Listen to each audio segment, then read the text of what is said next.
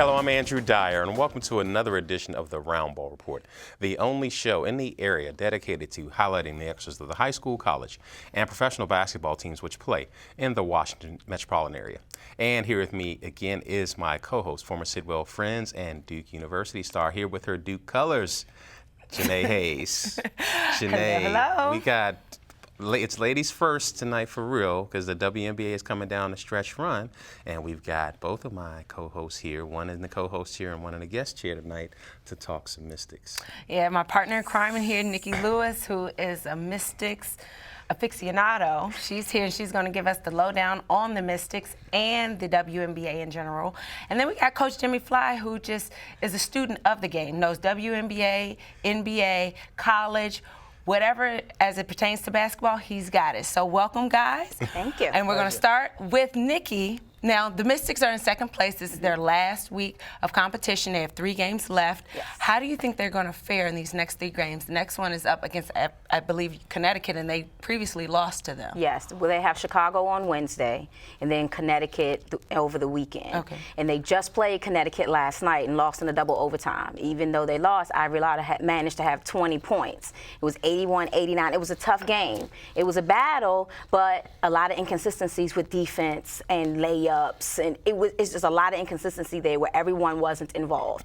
And I think they have to keep everyone involved and engaged. Emma Meesman has to get out there and play and rebound. And then the Kia Vaughn incident, where today she ends up suspended for throwing an elbow. They called it a foul last night, and then today it was a suspension upgraded to a flagrant. They're going to miss her because she's really strong down there in the post. So they really need her for these next upcoming games. So everyone's going to have to step up at this point for Chicago. And Coach Fly, you appreciate this. Speaking about stepping up, Coach Thibault, I mean, regardless, he takes whatever roster he has each year and gradually tweaks and molds with it to try to get it to ultimate efficiency. And he's done that again this year.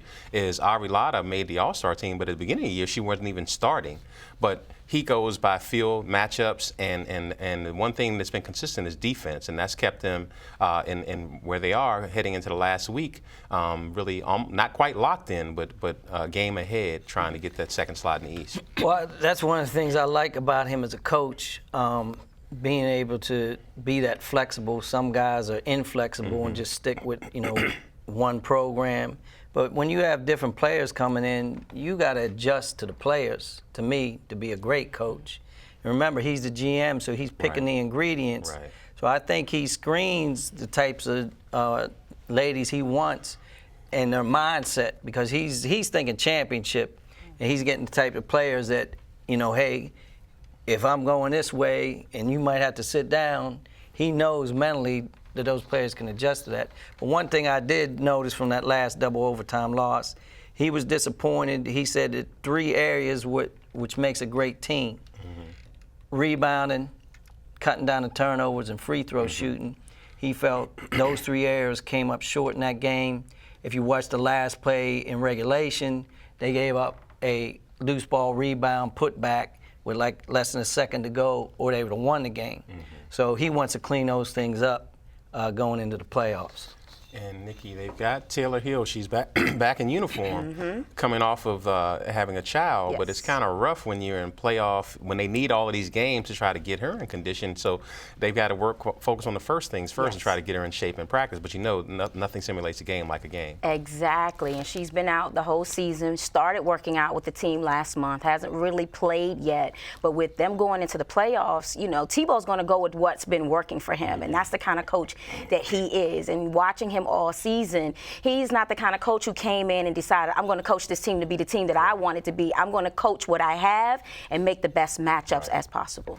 Nikki, talk about the veteran leadership that Kara Lawson provides, because I've heard numerous people, and I actually played with her for a slight time at Sidwell, another issue in of itself. However, speaking of elbows. Right.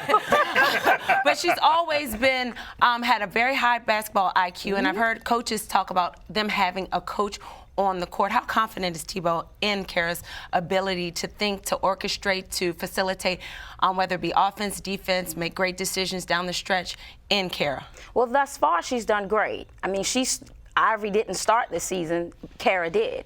So that shows you how much trust he has in her. And she's a great coach on the floor. And she isn't negative. She's coaching the girls up. She's pulling them together, saying, we need to do this. We need to defensively. She's calling out things. She's bringing the ball up the floor. She's managing it very well outside of her own personal injuries, because she was out for dehydration for like 5 games. They said she was dehydrated, but she was still on the bench. She was still a part of it all, still coaching the girls up from the bench. So I think she does a great job for him.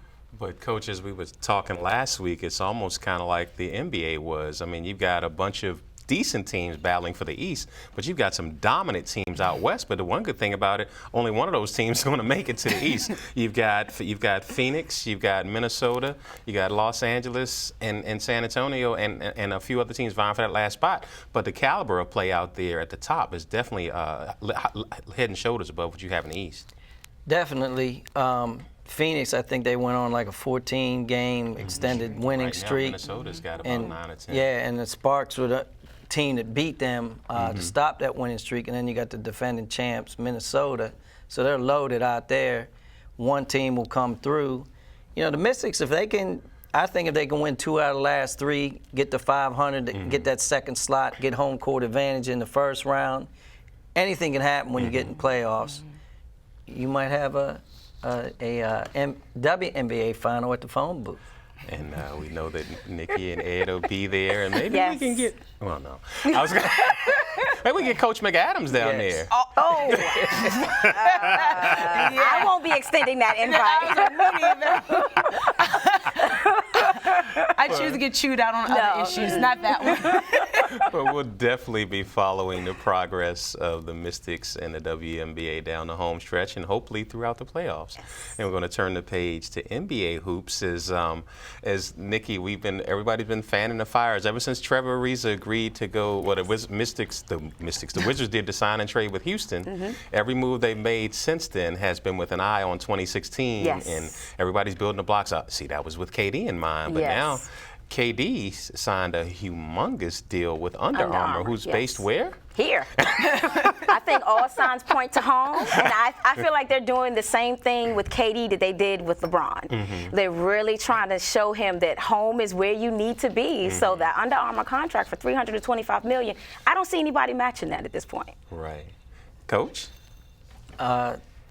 I still believe there'll be other factors when that comes. I mean, I would love, I'm going to say, if they can pull this off, Ernie Grunfeld, that 2016 is a presidential year. He should be president, or at least D.C. mayor, because if they get KD, the next 10 years, the Wizards are going to be relevant with a chance to win an NBA title every year. And that looks like the plan.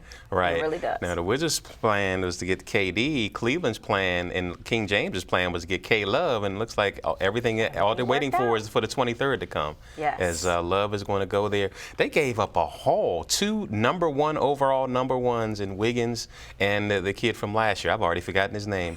Bennett. Yeah. Well, that just shows you the value of number one. And a conditional number one for next year to get Kevin Love. But he's 25, 26 and 12, and the type of 26 and 12 that I think will complement well with LeBron, because he's like a Chris Bosh on steroids, so to speak, because he'll actually get rebounds to play some defense and knock down the 3-point. He can make 3 points. Don't underestimate That's not the only this. part of his game. Well, the outlet pass. Oh yeah, that West Sunset outlet LeBron pass. James is going to love playing with him. He did in the Olympics, so he knows when he gets that ball and he snaps at West Unseld. You remember his father played with the Bullets when West Unseld. So I believe that's where he got trained on that outlet pass. LeBron James can take off long, touchdown, Cleveland. Now, I've been thinking about the addition of LeBron. Of course, it's a great thing for the Cleveland Cavaliers. But as you look at a player like Kyrie Irving that's trying to come into his own, will he mesh well with him and learn and keep that superstar status that he was evolving into? Or does he kind of fall back? Because essentially having a player like LeBron James, you're inevitably going to fall back. It's no longer your show. Right. Your shot selection, everything. Everything has to come through LeBron, even decisions. Yes. Yes. And if he wants you on the bench, you'll be on the bench. And I think that is the big thing now with when you talk about Kyrie and LeBron playing together. He's no more 40-point nights for Kyrie moving forward at this point. And how is he going to handle that? Because he has been the man in Cleveland since LeBron left. And that's so it's going to be 40-some losses per year too. Pretty much. But he's got some endorsement deals. Right. He's doing his Pepsi and Jeep. I just saw him in a Jeep commercial the other day. But it's going to be interesting to see, is he going to take a back seat and let LeBron run the show? So we thinking that he's going to? Are we going to have a little Russell Westbrook in him, or he's going to have to? I guess we'll see. I don't think LeBron's. I don't think LeBron's going to let that happen. LeBron's more the alpha male on the court with regard to that than KD is, and plus Westbrook and KD kind of evolved at the same time. LeBron is already at the top of the hill. There's no choice but for Kyrie to fall back a little bit, but it actually takes pressure off of him where he's can just be a scorer and not have to worry about being a creator anymore, because he's really been a scorer anyway. Playing with LeBron James is going to help Kyrie Irving on multiple levels. Mentally, it's going to help him seeing a guy at that level, mentally, how he approaches things and gets things done. The other thing, LeBron James has never really played with a true point guard that can break people down like this. LeBron James commands double teams. Now, Kyrie Irving, if you double team and swing that basketball, Kyrie Irving is going to have one-on-one open lanes in the rim. So actually, it's going to enhance his scoring. I think he'll become a more efficient scorer because he'll be playing off the ball more. But it'll also allow him, sometimes when he's running the point, for LeBron to get openings. But here's the thing, sometimes players that have been accustomed to having the ball don't like to get off the ball. They don't.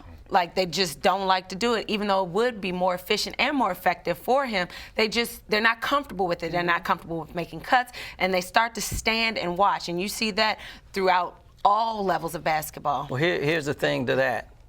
Winning solves everything. When people understand, and if they really want to win, they'll make the sacrifice. Remember, they have the new coach coming in, Blatt, from overseas, and he's supposed to be an offensive-minded coach. So let's see what he, draws up offensively for them, because the first go-around with LeBron James when Mike Brown was a coach, they had a stagnant offense. Right. But, Nikki, one of the things, if Kyrie learns anything from LeBron, it's going to be on the defensive end of the court, because that was one of the things that was very interesting when you had those 5 premier point guards playing against each other. That was the thing that caught my attention before the Paul George injury in that game, was that how Kyrie Irving really was not comfortable getting strapped up against by those premier point guards, because his handle is so strong. He's not used to somebody coming up. But John Wall was able to cut down his penetration. The kid from Portland, Damian Lillard, he's going to have to invest time and effort on that end if they're going to achieve their championship goals. Well, remember, in that Olympic-type setting, because they were saying they were focusing on a 5-minute interval, playing all-out, concentrated defense for 5 minutes because you knew you were coming out.